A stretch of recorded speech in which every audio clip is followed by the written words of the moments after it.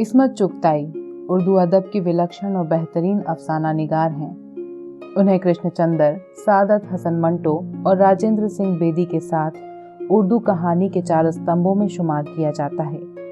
एक बात, चोटें, छुई मुई, दो हाथ, बदन की खुशबू, झुर्री में से, लिहाफ, सॉरी मम्मी, चिड़ी की दुक्की, बड़ी शर्म की बात और आधी रात, आधा ख्वाब जैसे इस्मत चुगताई के मशहूर कहानी संग्रहों की कहानियां आज भी बड़ी चाव से पढ़ी जाती हैं।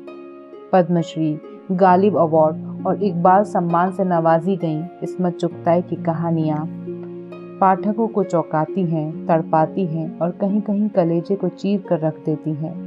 लीजिए, पेशे खिदमत है इस्मत चुगताई की एक चर्चित कहानी, थोड़ी सी पागल। उसे ऐसा महसूस हुआ जैसे वो कब्र में दफन है। शायद उसे भूले से दफन कर दिया गया है। अगर वो मर चुकी है तो फिर सीने में आग सी क्यों दहक रही है? सांस में रेल सी क्यों भरती जा रही है? शायद वो मरी नहीं, अभी दम तोड़ रही है। उसे अपने मरने के ख्याल से बड़ा दुख पहुंचा। अभी उसके मरने के दिन नहीं थे। अभी पिछले हफ्ते तो उसकी 13वीं सालगिरह थी। अम्मा ने उसका गुलाबी चारखाना का फ्रॉक रातों रात सिया था। उस पर सुर्ख पीले फूल काढ़े थे। फ्रॉक बिल्कुल नया मालूम हो रहा था। हालांकि अम्मा ने अपनी हाउस कोट काट कर उसके लिए फ्रॉक बनाया था। एक तरह ये नया ही था, क्योंकि पहले वो फ्रॉक नहीं, हाउस कोट था। नहीं, वो मरी नहीं थी। मर जाती तो उसे गुलाबी चारखाने का फ्रॉक क्यों कर याद आता? मरने के बाद तो कुछ भी याद नहीं आता होगा। उसने करवट बदलने की कोशिश की, मगर उसके सीने पर एक भारी बल्ली पड़ी हुई थी। फिर वो जोर लगाती रही। आहिस्ता आहिस्ता उसने अपने आसपास अटे हुए मलबे से अपने हाथ पैर छुड़ाए। बल्ली दीवार से अड़ी हुई थी, इसलिए उस पर गिरी नहीं। वो रेंग रेंग कर आगे खिसकती रही, फिर बेहोश हो गई। जब उसे होश आया तो उसके चारों तरफ आवाजें फैली हुई थी। लोग कुछ कह रहे थे। वो मलबे से आजाद एक स्ट्रेचर पर पड़ी हुई थी। तब उसे याद आया, आसमान से आग बरस रही थी। बम बूंदों की तरह टपक रहे थे। फिर एक बम उस छोटे से मकान पर गिरा था जिसमें वो अपने परिवार के साथ रहती थी। मम्मा, पापा, आंद्रे, मीशा और नन्ही कातिया और बूढ़ी दादी जो प्यारी प्यारी कहानियां सुनाया करती थी। कातिया, कातिया, वो तड़प कर स्ट्रेचर से उछल गई। उसके सीने में जैसे किसी ने भाला मारा। नन्ही मुन्नी कातिया, वो तो मलबे के नीचे खौफ से बेहाल होगी। वो गिरती पड़ती मलबे के ढेर की तरफ भागी। किसी ने रोक डाली, क्योंकि स्ट्रेचर कम थे और जख्मी ज्यादा। गलीना, गलीना, किसी ने उसे पुकारा, मगर उसके पास जवाब देने की फुर्सत न थी। वो दोनों हाथों से मलबे को कुरेदने लगी। उसके नाखून टूट गए और अंगुलियां लहूलुहान हो गईं। इस मलबे के ढेर के नीचे उसकी दुनिया दफन थी। अचानक उसे कातिया की गुड़िया के पैर नजर आए। कातिया को गुड़िया जान से ज्यादा प्यारी थी। उसी टूटी पुरानी गुड़िया पर कातिया बस जान छिड़कती थी। जहाँ गुड़िया हो वहाँ कातिया का होना लाजमी था, और वही हुआ। उसे कातिया का नन्हा सा हाथ नजर आया। लाल दस्ताना थोड़ा सा उतर गया था। उसने हवास गुम नहीं किए। उसने धीरे धीरे मलबा सरकाया। वहाँ कातिया का गुड़िया वाला हाथ तो था, कातिया नहीं थी। ये कैसे हो सकता है? हाथ है, गुड़िया है, तो फिर कातिया क्यों नहीं? वो पागलों की तरह मलबा हटाने लगी और उसके सारे शरीर पर नन्हे नन्हे जख्म खून देने लगे। टूटी हुई पसलियां चटकने लगी। उसने कातिया का अकेला हाथ सीने से लगाकर चूम लिया और आंसुओं से उसकी आंखों की रेत ढलने लगी। फिर मीठी मीठी नरम बेहोशी ने उसे अपनी गोद में संभाल लिया। गलीना, जो 13 वर्ष की थी, जो बिना बात हंसा करती थी, जो जर्मन बमों के गिरने से पहले बड़ी लकड़ी के मेज के नीचे दुबक जाया करती थी, उसे मालूम था कि चिंघाड़ते हुए बम गिरें तो फौरन पलंग या मेज के नीचे लेट जाना चाहिए।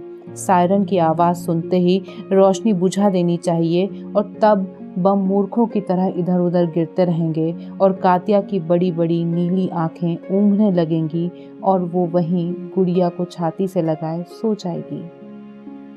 फिर जब बमों के धमाके थक जाएंगे तब मम्मा उन्हें मेज के नीचे से निकाल कर मसहरी पर सुला देगी। कितनी बार बम गिरे, लेकिन गलीना का घर हमेशा बच जाया करता था। उसके घर के मामले में बम अंधे हो जाते होंगे। उसे यकीन था बमों को उसका घर न मिल पाएगा। लेकिन ये यकीन मलबे का ढेर बन गया, वो ढेर जिसमें उसकी दुनिया दफन हो गई। अस्पताल क्या था? जानवरों का एक बाड़ा था जिसे अस्पताल बना दिया गया था। जानवर सब जर्मन लुटेरे निगल गए थे। इस अस्पताल में ज्यादातर बच्चे और बूढ़े थे।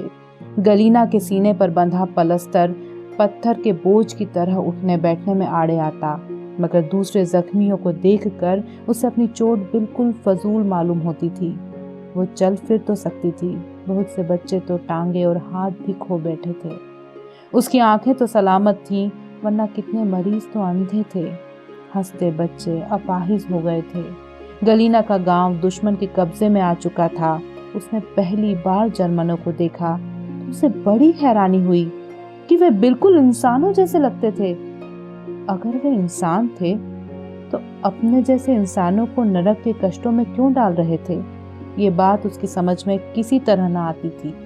उसने अपने खानदान की लाशें देखी और उसकी आंखों से एक आंसू न निकला। वो उसके रिश्तेदार नहीं लग रहे थे। बूढ़ी दादी तो बिल्कुल पिस कर रह गई थी। उसकी बूढ़ी हड्डियां एकदम चूर चूर हो चुकी थीं।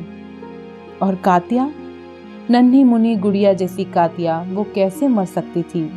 कोई भी नहीं मर सकता।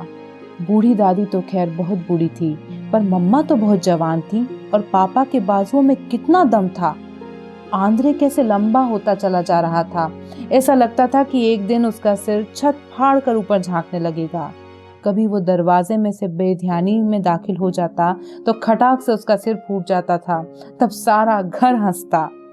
सारा घर? कहाँ था वो सारा घर? कहाँ था वो हरा भरा गांव? लगता था जैसे किसी देव ने बड़ी सी एड़ी तले कुचल डाला था। उसकी कमर दौड़ती थी, मगर ये टूटा हुआ बूढ़ा गांव जिंदा था, सांस ले रहा था और उसे कुचलने वाली एड़ी दर्द कर रही थी। उसमें टीसें उठ रही थी, पीप सड़ रही थी। आंद्रे को ट्रक ड्राइवर बनने का शौक था। जब कभी वो ट्रक को देखता तो उसका दिल भर आता। वो बड़े प्यार से ट्रक पर हाथ फेरती, बाल्टी में पानी भरकर मिट्टी खुरचती, फिर कपड़े से उसका एक एक हिस्सा चमकाती। ये क्लच है, ये ब्रेक है। चाबी घुमाने से ट्रक में धड़कन पैदा हो जाती है। पेट्रोल खून की तरह ट्रक की रगों में फैल जाता है। ट्रक गर्रा कर फर्राटे मारने लगता है। फिर धीरे धीरे ट्रक से उसका प्यार बढ़ा। सब कलपुर्जों से उसकी जान पहचान बढ़ी। होते होते गहरी दोस्ती हो गई। जब मुल्क से जर्मन कूड़ा करकट हटने लगा तो उसने ट्रक चलाना सीख लिया था। जिस दिन उसने पहली बार अकेले ट्रक में सामान पहुंचाया तो उसे ऐसा महसूस हुआ कि उसका भाई आंद्रे उसके पहलू में बैठा हंस रहा है। उसके सफेद हमवार दांत उसकी धूप सी सवलाई सूरत पर जगमगा रहे हैं। वो जरा सी भूल चूक करती तो जैसे आंद्रे उसे खबरदार कर देता, न लड़की, ऐसे नहीं। आंद्रे उसे हमेशा ए लड़की कहा करता था। उसकी काली सांप की तरह लहराती चोटियां खींचा करता था। जिस दिन उसने ट्रक चलाना सीखा था उसका कुछ अकेलापन दूर हो गया था, जैसे अब वो बिल्कुल अकेली न हो। उसने आंद्रे को पा लिया हो। वो हरदम उसके साथ रहता। देश के नौजवान दुश्मन से जूझ रहे थे, इसलिए औरतों ने बहुत काम संभाल रखे थे। ट्रकों और छोटे हवाई जहाज़ों के जरिए भिन्न भिन्न मोर्चों पर सामान पहुंचाने का काम औरतें और नौजवान लड़कियां ही किया करती थी। गलीना को ख्याल आया कि आंद्रे जब छोटा था तब ट्रक चलाने के सपने देखा करता था, मगर बाद में तो उसे हवाई जहाज चलाने का जुनून सवार हो गया था। गलीना अब 16 बरस की थी। अगर आज आंद्रे जिंदा होता तो 22 वर्ष का मजबूत जवान होता। नए देश का नए सिरे से निर्माण हो गया था। जर्मनों द्वारा विनाश के निशान तेजी से मिटाए जा रहे थे।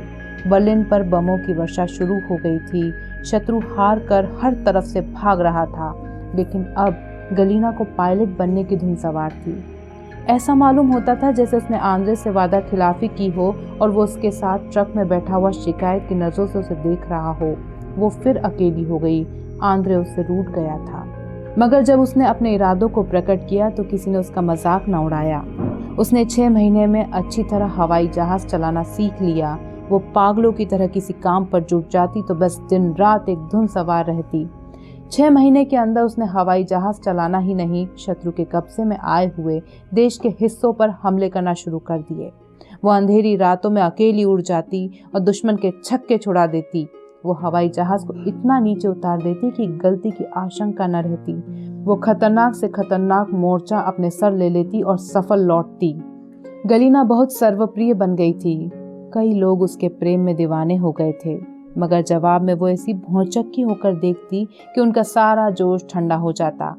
प्रेम प्यार के मैदान में वो अभी कोरी थी। बहुत से लोगों से उसकी दोस्ती थी, लेकिन प्रेम करने की उसमें योग्यता नहीं थी। प्रेम के लिए तो फुर्सत चाहिए, वो सोचती। इत्मीनान से एक दिन कर लिया जाएगा, ऐसी जल्दी क्या है, उम्र पड़ी है, अभी तो सिर्फ आंद्रे का कर्जा चुकाया है और उसी से जी नहीं भरा। फिर उसकी बेकरार तबीयत ने उसे फिर नए चक्कर में डाल दिया। एक दिन वो अपने कुछ दोस्तों के साथ सर्कस देखने गई। जब झूले पर करतब शुरू हुआ तो उसका कलेजा मुंह को आ गया। वो जल्दी जल्दी आस्तीन से निरंतर बहने वाले आंसुओं को पोंछती रही।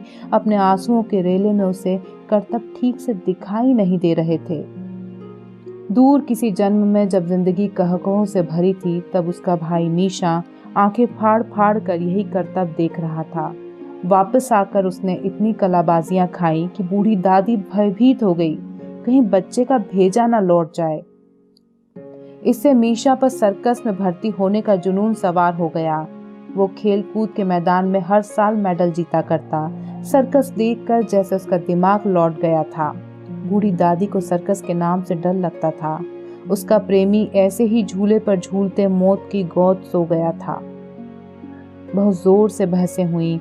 मम्मा भी दादी की हाँ में हाँ मिलाने लगी। बच्चा हाथ पैर तोड़ बैठेगा, दादी जिद कर रही थी। भेजा उल्टा हो जाएगा, मम्मा को रट लग गई थी।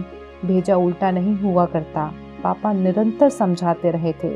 बचपन में सभी को सर्कस में करतब करने का शौक होता है, कुछ दिन में जी भर जाएगा, जिंदगी तबाह हो जाएगी, मम्मी ने कहा। लेकिन एक दिन मीशा गायब हो गया। पता चला कि वो सर्कस के साथ मास्को जा रहा था। बड़ी मुश्किल से उसे इस वादे पर वापस लाए कि वो उसे सर्कस इंस्टीट्यूट में भर्ती करवा देंगे। उस वक्त हिटलर ने यूरोप को निगलना शुरू कर दिया था। मीशा जरूर सर्कस प्रशिक्षण हासिल करता, लेकिन हालात संतोषजनक नहीं थे। देश दुश्मन के हमले के लिए बिल्कुल तैयार न था और फिर हिटलर ने रूस पर हमला कर दिया। एक निष्ठुर और घातक भूत था जो घुटने चलते बच्चों पर टूट पड़ा। एक फौलादी इंजन था जो हंसते मासूम इंसानों को पीसता चला गया। गलीना जैसे लाखों शांति प्रिय परिवार पीस कर खाक हो गए। लाखों कैदी बना दिए गए जो गुलामों की तरह जबरदस्ती मेहनत पर जुटा दिए। मगर घुटनियों चलता बच्चा देखते देखते हाथ टेक कर उठ खड़ा हुआ और लोहे की दीवार बन गया। और फिर इस दीवार पर सिर पटक कर सशस्त्र जर्मन फौज बेकार हो गई। बच्चों और बूढ़ों में नौजवान जैसा साहस पैदा हो गया। बर्लिन पर फौजों का कब्जा हो गया। लेकिन मीशा के शरीर के तो पूरे टुकड़े भी नहीं मिले थे। उसकी अधूरी लाश अब तक गलीना की आंखों में तैर रही थी। सबने कहा, पागल है वो, जो इतनी जबरदस्त हवाबाज होकर सर्कस में सिवाय झाड़ू लगाने के क्या करेगी। ये कला तो कच्ची हड्डियां मांगती है। मगर मीशा तो सिर्फ 11 वर्ष का था। तुम मीशा नहीं गलीना हो, इससे कोई फर्क नहीं पड़ता, वो यही कहती रही। गलीना की जिद के आगे सबको हार माननी पड़ी। वो पागल थी, इस जंग में लाखों दिमागों को झंझोर डाला था। वो भूल गई थी कि वो गलीना है, उसे तो मीशा का कर्ज उतारना था। मीशा जो सर्कस के सपने देखा करता था, जो दरवाजे की चौखट पर झूला करता था, जिसकी लाश के टुकड़े नहीं मिले और 3 साल की सख्त मेहनत के बाद एक दिन गलीना ने मीशा का कर्ज उतार दिया। नीचे जाल बंधा हुआ था और गलीना झूले पर पींगे ले रही थी। हजारों चेहरे उसकी तरफ उठे हुए थे। हजारों मीशा से गर्व और शौक से देख रहे थे। उसने कमरबंद से बंधी हुई रस्सी का हुक निकाल दिया। उसके हाथ झूले के बोझ से छूटकर अपने मुकाबिल करतबाज के हाथों से टकराए।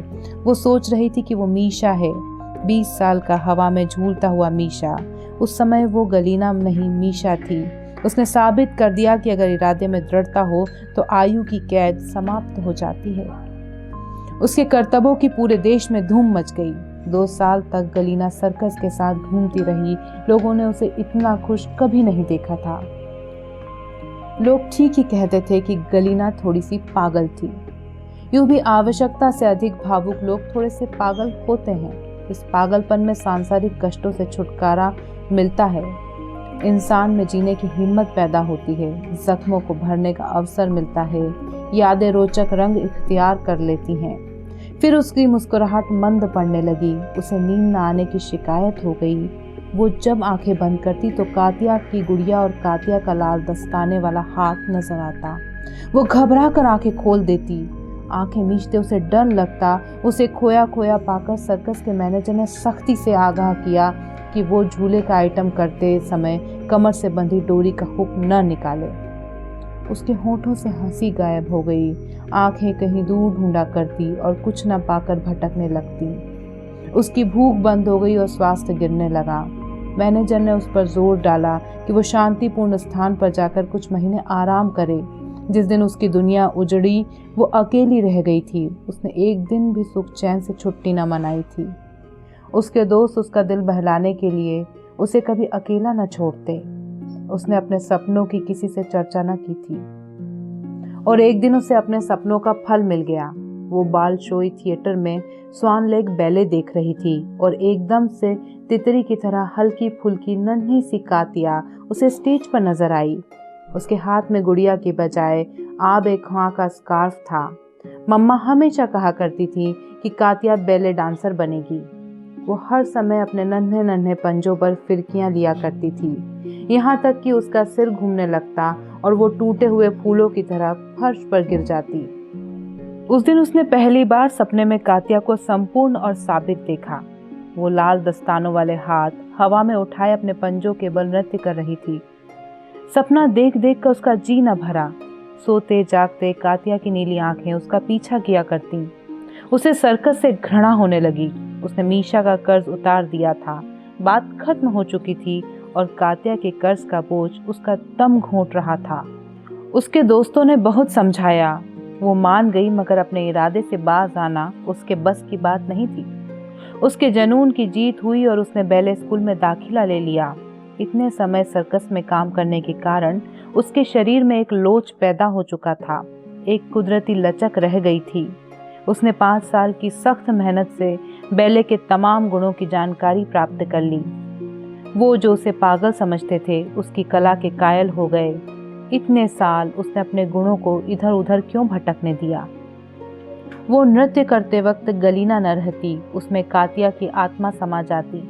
वो अब तक कहाँ रास्ता भूले थी।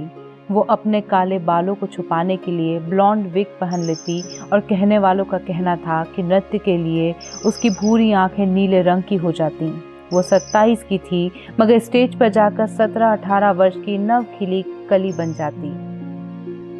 कातिया भी अगर जिंदा रहती तो इतनी ही उम्र की होती। जिस दिन उसने स्वान लेक का नृत्य बालशोई थिएटर में किया तो पूरे हॉल में खड़े होकर तालियों से उसकी प्रशंसा की। तालियों की आवाज दूर होती चली गई। वो अंधेरे गर्क में खो गई। वो झुकी तो फिर न उठी। जब उसे होश आया तो वो एक शांत कमरे में एक सफेद बिस्तर पर पड़ी थी। उसे जागता देखकर नर्स ने उसे उठने से मना करते हुए कहा, शुभ प्रभात। शुभ प्रभात। मैं कहाँ हूँ? तुम अस्पताल में हो। आज 6ठा दिन है तुम्हें यहाँ आए हुए। 6ठा दिन? मैं 6 दिन तक सोती रही। उसने अपने हाथों में लगे ग्लूकोज के आले को देखा। तभी मुझे इतनी जोर की भूख लग रही है। उसने बड़ी रुचि से शोरबा पिया। तबीयत खुश हो गई थी। वो बिना कारण हंसने लगी। मैं घर जा सकती हूँ? नहीं। क्यों? तुम्हारी पिंडलियों की नसें फूल गई हैं, ऑपरेशन होगा। ऑपरेशन? हाँ, वरना तुम फिर से नृत्य न कर सकोगी। तुमने अपने पैरों के साथ बड़ी ज्यादती की है। 3 महीने तक उसकी पिंडलियों की प्लास्टिक सर्जरी होती रही।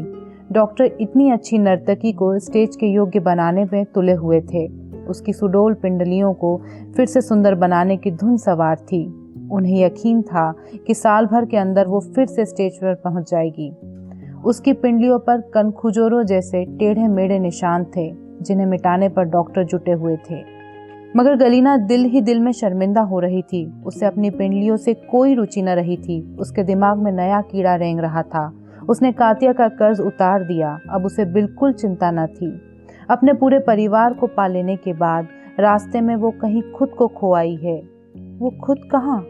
गलीना तो कहीं नहीं मिलती। निसंदेह अब तो लोग उसे खपती समझेंगे। उसे अस्पताल से एकदम प्यार हो गया था। वो अब तक अस्पताल से दूर जिंदा कैसे रही? उसे तो बचपन से डॉक्टर बनने की इच्छा थी। उसने अब तक जो सीखा उसका अपना न था। उसने अपने लिए कभी कुछ किया ही नहीं, तो उसके जीवन का अर्थ ही क्या था? दुनिया हंसेगी तो कोई परवाह नहीं। उसने निर्णय कर लिया, वो हार्ट स्पेशलिस्ट बनेगी। युद्ध ने कितने दिलों को तहस नहस कर दिया। वो उनकी सेवा करेगी, तब वो खुद को पालेगी। फिर उसकी अस्थिर और बेचैन तबीयत को करार आ जाएगा। 5 वर्ष में उसका सपना पूरा हो गया। वो अपनी मंजिल पर पहुंच गई। फिर उसने पहली बार अपने पूरे परिवार को हंसते खेलता सही सलामत निरंतर कई रातों तक सपनों में देखा। जब वो भयानक बम उसकी दुनिया पर नहीं गिरा था, तब जिंदगी बहारों से भरी हुई थी। पतझड़ का मौसम शुरू हुआ था कि उसकी जिंदगी में एकदम बहार आ गई। तुर्की के महान क्रांतिकारी कवि नाजिम हिकमत के लिए जिंदगी कठिन हो गई। उन्हें रूस में आश्रय लेना पड़ा। उनकी पत्नी और बच्चा वहीं फंसे रह गए। जब वे रूस पहुंचे तो दिल ने उन्हें जिंदा होते हुए भी मौत से दो चार कर दिया था। फौरन मुल्क के प्रसिद्ध हार्ट स्पेशलिस्टों ने उनकी तरफ ध्यान दिया। उन डॉक्टरों में गलीना भी थी। डॉक्टरों की पूरी टीम उनके इलाज में जुट गई। एक महान और भावुक कलाकार, चाहे वो किसी देश का शहरी हो, पूरी इंसानियत का प्यारा होता है। नाजिम हिकमत शायर ही नहीं, मुकम्मल शेर थे। लंबा कद, सुर्ख सफेद चेहरा, घने भूरे बाल और बच्चों जैसी मासूम नीली आंखें। उन्हें देखकर गलीना पर बिजली सी गिरी। उसे याद आया कि उसने पूरे परिवार का कर्ज चुकाया, केवल अपना कर्ज चुकाना भूल गई। उसने 32 वर्ष की होकर किसी से प्यार न किया। जिस लगन से वो हर काम करने की आदी थी, उसी जोर शोर से वो नाजिम हिकमत पर अदब दाकर आशिक हो गई। अगर उसने डॉक्टरी न पढ़ी होती तो नाजिम हिकमत कहाँ मिलते हैं। उसने भाग दौड़ करके अपने आप को उनका स्पेशल डॉक्टर नियुक्त करवा लिया और उनके अस्तित्व में गर्क हो गई। नाजिम हिकमत की हालत बहुत नाजुक थी। किसी भी हवा के एक झोंके से उनके जीवन की लौ गुल हो सकती थी। गलीना डॉक्टर थी, मगर उसने उनकी नर्सिंग की जिम्मेदारी भी अपने सिर ले ली थी। गलीना खुद अपने हाथ से उन्हें स्पंज बांध देती, उनके सुनहरे बालों को सुलझाती, अपने हाथ से खिलाती पिलाती।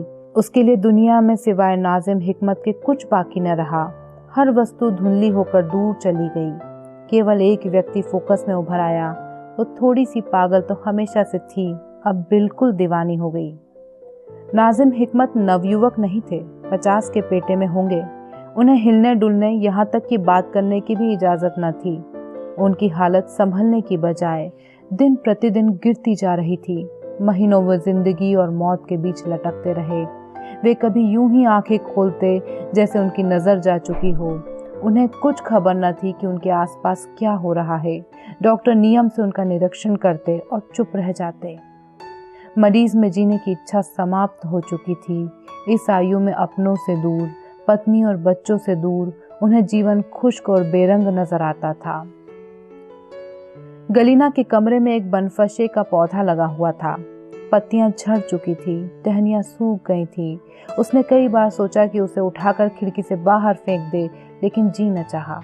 उसे ऐसा लगता था कि पौधे में अभी जान बाकी है। वो सोचती, अगर इस पौधे में कलियां फूट निकली तो समझो नाजिम हिकमत सेहत पा जाएंगे। जाने क्यों उसे वहम हो गया कि उनका इस पौधे से कोई रिश्ता है। वो जी जान से पौधे को सींचने लगी। उसे अपना कुछ होश न था। लिबास बदलना भूल जाती, कंघी करना भूल जाती, मगर मरीज की देखभाल में बार बराबर फर्क न आता। उनकी नन्हे बच्चे की तरह देखभाल करती। डॉक्टर निराश हो चुके थे। नाजिम हिकमत दिन प्रतिदिन डूबते जा रहे थे। उनकी रंगत धुले कपड़े की तरह सफ़ेद हो गई थी। पलकें लरचती, मगर नीली झीलों के किवाड़ न खुलते। गलीना बनफशे के पौधे को अपने आंसुओं से सींचती। उस पौधे में उसकी जान थी। उसकी सेहत दिन प्रतिदिन गिरती जा रही थी। उसे खाने पीने का होश न था। दुनिया बर्फ से ढकी अस्थायी मौत सो रही थी। बसंत ऋतु दूर थी। अभी तो बर्फ भी पिघलनी शुरू नहीं हुई थी। बर्फ का कफन उसका दम घोंटे देता था। उसे हमेशा बर्फ से प्यार था, लेकिन इस साल वो एक दिन भी स्केटिंग के लिए नहीं निकली। उसके दोस्त उसे समझाकर थक गए। अपना स्वास्थ्य गवा बैठोगी, कोई मरीज के साथ यूं नहीं मरता। मरीज तो मैं हूँ, वे मेरे चिकित्सक हैं। और एक दिन कमरे के वातावरण में एक चमत्कार ने जन्म लिया। हैरानी से उसके मुंह से चीख निकल गई। बनफशे के पौधे में सुई की नोक के बराबर कौपल निकल रही थी। वो खुशी से पंजों के बल नाचने लगी। वो दबे पांव मरीज के कमरे में गई। दिल बेकाबू हो गया तो झुककर उसने सफेद होठों पर अपने कांपते होठ रख दिए। सुनहरी पलकें कांपी। नीली झीलों के किवाड़ अध खुले हो गए। एक क्षण के लिए उसकी काली आंखों में उलझी। कांपता हुआ हाथ होठों पर कुछ ढूंढने लगता। नाजिम हिकमत ने एक ठंडी सांस भरी और फिर अचेतना में डूब गए। मृत्यु हार गई और गलीना का प्यार जीत गया। वो पंजों के बल अपने कमरे में नाचती रही। आईने के सामने झुककर उसने सिर से पांव तक अपने को देखा। वो 16 वर्ष की लग रही थी। उसने अपने काले बाल धोए, ब्रश से खूब चमकाए, लालिमा के रंग का फ्रॉक पहना और फिर जब वो उनका ब्लड प्रेशर चेक कर रही थी कि नाजिम हिकमत ने आंखें खोल दी। देर तक दोनों की आंखें उलझी रहीं। गलीना मूर्खों की तरह खिलखिला कर हंसती। 1955 में जब मैं रूस गई तो एक दिन अली सरदार जाफरी बौखलाए हुए आए और बोले, जल्दी चलो। कहाँ? इस तरह हम कोई 8-10 मील मास्को से दूर नाजिम हिकमत के वाशा में पहुंचे। बरामदे में भूरे रंग की नीली सी फ्रॉक पहने एक बूटे से कद वाली लड़की खड़ी थी। ये गलीना है, ओक्साना ने कहा, जो वहां पहले से मौजूद थी। बड़ी खूबसूरत मुलाकात थी। हम कालीनों पर तकियों के सहारे घरेलू अंदाज में बैठ गए। थोड़ी सी पागल है, ओक्साना ने मेरे कान में कहा। गलीना नाजिम हिकमत को फुसलाकर कुछ पिलाने की कोशिश कर रही थी और वे बच्चों की तरह मुंह फुला रहे थे, मगर उनकी नीली शफाफ आंखें शरारत से नाच रही थीं। फिर उसने उनकी नब्ज देखी और संतोष से सिर हिलाकर हमारे सुर्ख मशरूब पे लेने चली गई। ओक्साना ने अपनी बात की व्याख्या में मुझे गलीना के अस्थिर स्वभाव का विस्तार बताया। हम वहाँ 4-5 घंटे बैठे रहे। समय कैसे उड़ता चला गया पता भी नहीं चला। नजीम हिकमत अपने काव्य सुनाते रहे। गलीना कभी ताज़ा गिलास भरती, कभी कुछ खाने की चीज़ें लाती। घर में कोई नौकर नहीं था। ओक्साना ने कहा, ये पगली नाजिम की किसी चीज़ को हाथ नहीं लगाने देती। उनके कपड़े भी खुद धोती है, बाल काटती है, यहाँ तक कि उन्हें बच्चों की तरह हाथ से खिलाती है। गलीना ने एक सैंडविच बढ़ाई और बेख्याली से नाजिम हिकमत ने मुंह खोल दिया। गलीना मेरी तरफ देखकर मुस्कुरा दी। फिर गलीना मुझे अपना घर दिखाने लगी। वाशा बड़ी खूबसूरती से सजाया गया था। हर दीवार पर नाजिम हिकमत के बेटे का चित्र लगा हुआ था। ये हमारा बेटा है, गलीना ने बड़े गर्व से कहा। क्या वो स्कूल से अभी तक नहीं लौटा? वो तुर्की में है। वो उदास हो गई। तब मुझे मालूम हुआ कि नाजिम हिकमत की बीवी और बेटा तुर्की में लगभग कैदियों का सा जीवन बिता रहे हैं, मगर एक दिन में यहाँ पहुँच जाएंगे। वो चहकी, मगर नाजिम तो तुम्हें चाहते हैं। नहीं, वे अपनी बीवी के प्रेमी हैं। एक पल के लिए उसकी आंखों में उदासी और निराशा की बिजली सी कौंधी। दूसरे क्षण वो हंस पड़ी। मैंने पूछा, ये एक तरफा इश्क कैसा? ताली तो दोनों हाथों से बचती है। क्यों? वो कुछ नहीं समझी। तुम उनसे प्यार कैसे कर सकती हो जब वे तुम्हें कुछ नहीं देते? जो कुछ दे सकते हैं मैं उतना ही मांगती हूँ। मैंने कर्ज नहीं दिया जो सूद वसूल करूं। तुम्हारे आत्मसम्मान को ठेस नहीं लगती? प्यार में कुछ दिया जाता है तो जवाब में भी कुछ मिलता है, मैंने कहा। अब ये नाप तौल कौन करे? मुझे जो कुछ मिलता है, जितना भी मिलता है, दोनों हाथों से समेट कर भर लेती हूँ। वो फिर मेरे लिए सुर्ख मशरूब लेने चली गई। मैंने कहा था ना, गलीना थोड़ी पागल है। काश दुनिया के सब इंसान थोड़े से पागल हो जाएं। मुझे ओक्साना की सूरत धुंधली सी दिखाई दे रही थी, जैसे कहीं करीब बारिश हो रही हो।